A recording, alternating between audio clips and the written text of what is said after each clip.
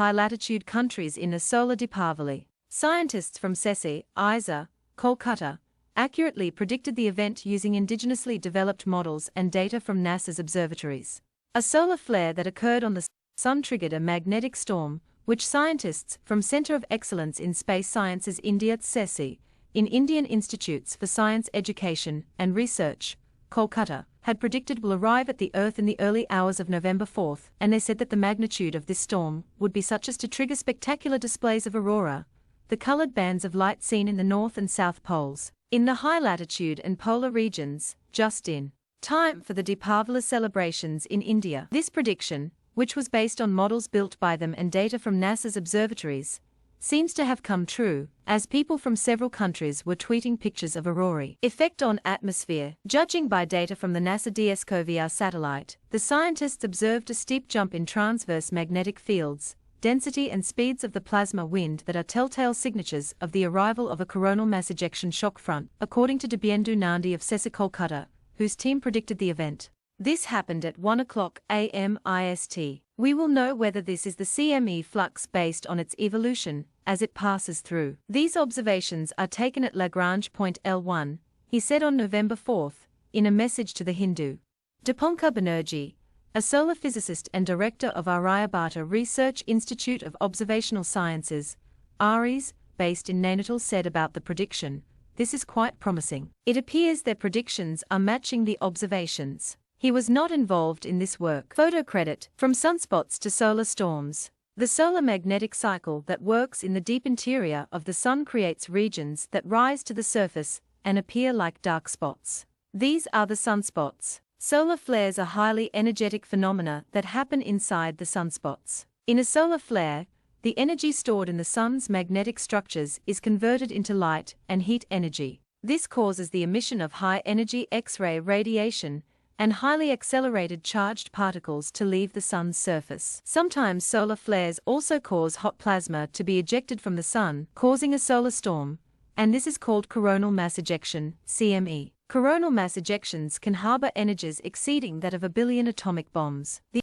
energy and radiation and high-energy particles emitted by flares can affect Earth-bound objects and life on Earth. It can affect the electronics within satellites and affect astronauts. Very powerful Earth-directed coronal mass ejections can cause failure of power grids and affect oil pipelines and deep-sea cables. They can also cause spectacular aurorae in the high-latitude and polar countries. The last time a major blackout, due to a coronal mass ejection, was recorded was in 1989, a powerful geomagnetic storm that took down the North American power grid, plunging large parts of Canada into darkness and triggering spectacular aurorae beyond the polar regions. Predicting solar storms. The process of prediction takes place in 2 steps.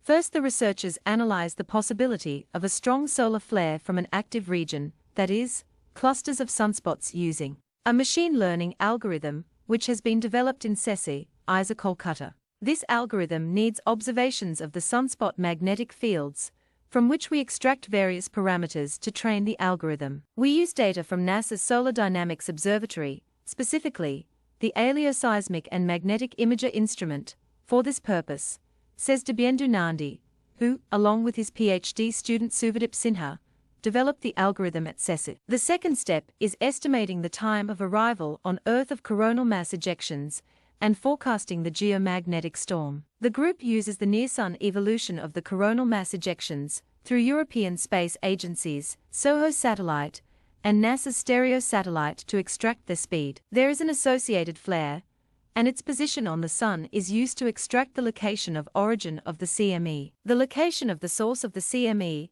and the velocity are used as inputs by the group in a publicly available model widely called the drag-based ensemble model to calculate the CME arrival times and speed. This latter step has uncertainties as the physics of CME propagation is quite complex, but this is treated in a simplified manner in this model, explains Professor Nandi. When ISRO's Aditya L1 satellite is launched, we would be receiving similar data on solar storms from this observatory, he adds. Skies light up. Commenting on the work done by Professor Nandi and group, Dr. Banerjee said, "This is their first comprehensive work on this.